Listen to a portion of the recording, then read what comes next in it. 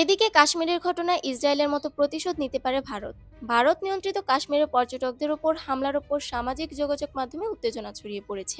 হাজার হাজার মানুষ আশঙ্কা করছেন এই ঘটনার প্রতিশোধ হিসেবে কাশ্মীর ও ভারতের অন্যান্য অঞ্চলের মুসলমানদের বিরুদ্ধে আক্রমণ হতে পারে।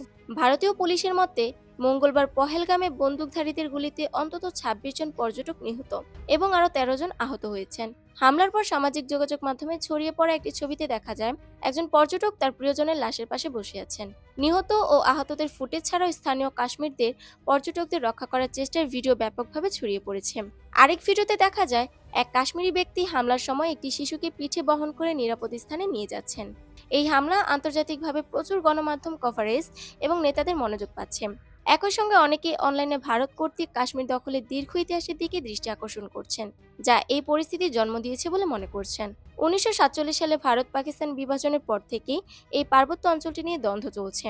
ভারত এটিকে তার সার্বভৌমত্বের অবিচ্ছেদ্য অংশ বলে দাবি করে, আর পাকিস্তান গণভোটের মাধ্যমে কাশ্মীরিদের আত্মনিয়ন্ত্রণের অধিকার চায়। উভয় দেশই একে অপরকে দখলদার হিসেবে অভিযুক্ত করে। এই হামলার পর ভারত পাকিস্তানের সঙ্গে সম্পর্ক হ্রাস করেছে এবং পানি বন্টন চুক্তি স্থগিত করেছে। তবে হামলাকারীদের সঙ্গে পাকিস্তানের সংশ্লিষ্টতার কোনো প্রমাণ পাওয়া যায়নি। হামলার প্রতিক্রিয়ার কিছু পোস্টে কাশ্মীরে ইসরায়েলের মতো সমাধানের আহ্বান জানানো হচ্ছে। অনেককে ইসরায়েল ভারতের মধ্যে তুলনা টানতে বাধ্য করছে। গাজায় ৭ অক্টোবর হামলার পর যেভাবে প্রতিক্রিয়া হয়েছিল, তেমনই কিছু প্রতিক্রিয়া পহেলগামের হামলাতেও দেখা যাচ্ছে। একজন প্রভাবশালী ভারতীয় টেলিভিশন উপস্থাপকের পক্ষ থেকে সহিংস সমাধানের আহ্বানের কারণে অনেকেই ইসরায়েল ও ভারতের কৌশলের মধ্যে মিল খুঁজে পাচ্ছেন। অর্ণব গোস্বামী বলেন, একটি চূড়ান্ত সমাধান দরকার। যখন গণহত্যামূলক ভাষা প্রাইম টাইমের কথোপকথনের অংশ হয়, তখন তা শুধু উস্কানি নয়, তা হয়ে দাঁড়ায় গণহিংসার অবকাঠামো। এক কাশ্মীরি সামাজিক যোগাযোগ মাধ্যমে লিখেছেন, ইসরায়েলের কৌশল এখন বিশ্বের প্রতিটি ফ্যাসিস্ট দখলদারের আদর্শ হয়ে উঠেছে। আমি খুবই ভীত, সামনে কি হতে চলেছে। আরেকজন লেখক সুচিত্রা বিজয়ন লিখেছেন, কাশ্মীরে ইসরায়েলি সমাধানের ডাক জোরালো হচ্ছে। টকশো হোস্টরা প্রতিশোধ দাবি করছেন।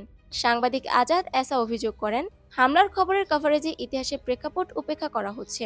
তিনি লেখেন, মিডিয়া ও রাজনৈতিক মহলের কাছে এখন কাশ্মীরের ইতিহাস শুরু হবে ২২ এপ্রিল থেকে।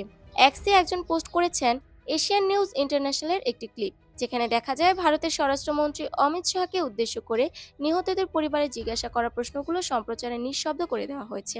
অনেকেই আশঙ্কা প্রকাশ করছেন এই হামলার প্রতিশোধ হিসেবে কাশ্মীরিদের ওপর হামলা হতে পারে। সাংবাদিক আহমেদ খান এক্সে লেখেন, ভারতের বিভিন্ন প্রান্তে অধ্যয়নরত কাশ্মীরি শিক্ষার্থীদের কাছ থেকে উদ্বেগজনক ফোন এসেছে। তাদের বাড়িওয়ালারা নিরাপত্তার জন্য বাসা ছাড়তে বলেছে। কেউ কেউ এরই মধ্যে চাপের মুখে স্থান ত্যাগ করেছে। অন্য একজন লিখেছেন, কাশ্মীরি শিক্ষার্থী ও ব্যবসায়ীদের কথা ভাবতে হবে।